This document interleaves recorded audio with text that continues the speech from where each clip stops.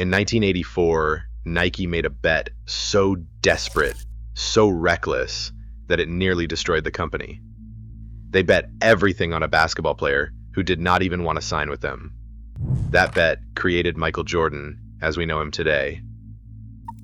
In the spring of 1984, Nike's basketball division was on life support. The numbers were bleak: $28 million in sales, $32 million in expenses, and a $4 million loss that threatened to pull the entire operation under.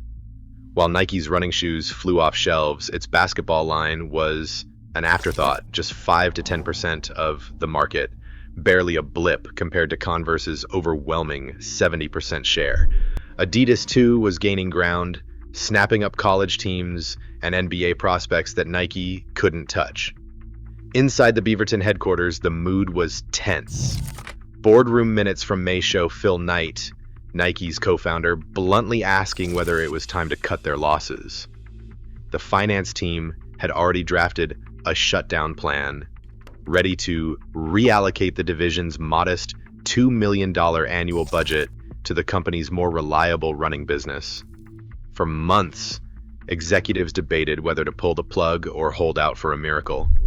Pressure mounted with each quarterly report. A confidential memo circulated that summer called for a total freeze on basketball spending, warning that without a dramatic turnaround, the division would be scrapped. The message was clear: unless someone could deliver a game changer, Nike basketball was finished. In a market ruled by Converse's legacy and Adidas's rising influence, the company faced extinction in the sport it desperately wanted to conquer. The only hope left was to find a single player who could do what an entire product line had failed to achieve: rescue Nike's basketball dreams from the brink. Michael Jordan was the third pick in the 1984 NBA draft, but for Nike, he was the only name that mattered. The company's future hung on a single, untested rookie who wanted nothing to do with them. Jordan wore Adidas in college and made no secret of his loyalty. He told his agent, David Falk, that Nike was a running brand, wrong sport, wrong culture. When Nike called, the answer was no. Not interested, not even a meeting. That is when Sonny Vaccaro, Nike's basketball rainmaker, broke every rule in the playbook. He drove to North Carolina and met with Jordan's mother, Dolores. She listened, then insisted her son at least hear Nike out. Dolores was the quiet force in the room, the one person Michael never ignored. Her message was simple: show respect, keep an open mind. The family flew to Beaverton. Phil Knight, Nike's co-founder, sat across from the Jordans, knowing this was the last shot to save his basketball division. Vaccaro and Rob Strasser laid out an offer so radical it bordered on reckless. 5 years, $500,000 per year, 10 times the going rate for a rookie, and a percentage of every shoe sold. No NBA player, not even Magic or Bird, had a deal like this. Nike was not just signing a player, they were pledging the entire basketball budget, millions that could vanish if the gamble failed. In the end, it was not the money that tipped the scales. It was the promise of building something new, a signature shoe, a brand in his name, a chance to change the game. Jordan signed. Nike bet everything. The ink was barely dry when the real risk began.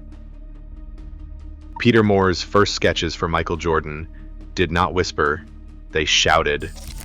Instead of the safe all-white look that defined every NBA court, Moore drew a high top drenched in black and red. The color was not just bold, it was defiant. It broke the league's uniform rule, NBA Regulation 3.6, which demanded shoes be mostly white, with color limited to 30% of the surface. Moore's design ignored the line entirely.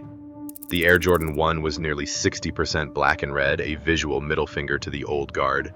The league's response came swift and sharp. On October 15, 1984, a letter landed on Nike's desk saying any player wearing the shoe would be fined $5,000 for every game. For most brands, that would be the end, not for Nike. The company made a choice to pay every fine every night just to keep Jordan in the forbidden shoes. It was a calculated rebellion, and it put the entire basketball division's future on the line. The controversy did not fade into the background. It exploded. The NBA ban became Nike's rallying cry.